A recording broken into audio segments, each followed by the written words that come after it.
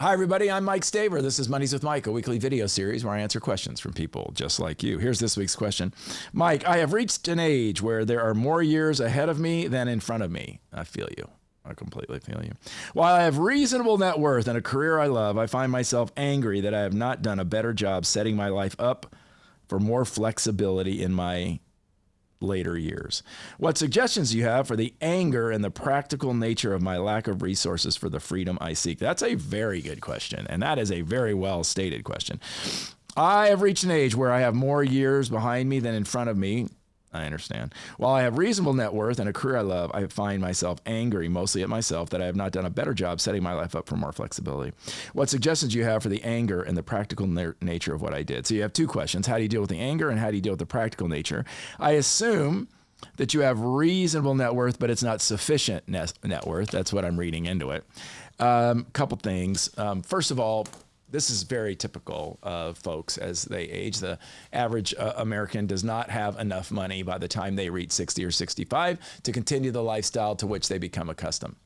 It's a shame, but it is very typical. So a couple things.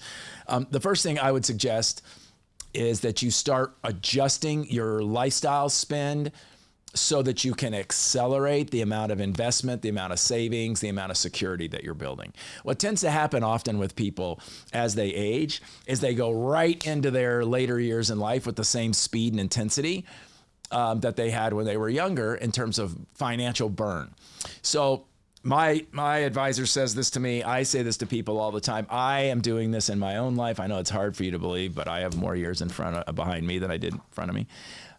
And so it's about slowing that. Is that really something I want to do so that you can, because the last thing you want to do is get to the end of the road, not death, but get to the end of the time you want to work and then not be able to. So slow the burn now, figure out a good investment strategy. I assume that you have somebody that helps you with that. And then the second thing around the anger, I feel you. I think you embrace the anger. I think you feel the anger, but don't become an angry human being. Anger is generally about a failure to be able to control something that's occurring right now. So find areas that you can control. What a lot of people do is they wait until they can do the big thing. So first of all, focus on things you can't control. Second of all, slow the burn on the cash so that you can quickly accelerate ramp up relative to finances. And then ask yourself the question, what life do I want to have emotionally, spiritually, and psychologically, more than you're going to ask, what life do I want to have financially? I know there's probably people out there that are going to burst into flames when I say that, but I work with people and coach people who have got a boatload of cash and they're miserable. And I have clients who are moderate in their net worth and are really happy. So don't build so much around that. Focus on what you can control, slow the burn as best you can, and then focus on the life you want to build emotionally, spiritually, and psychologically.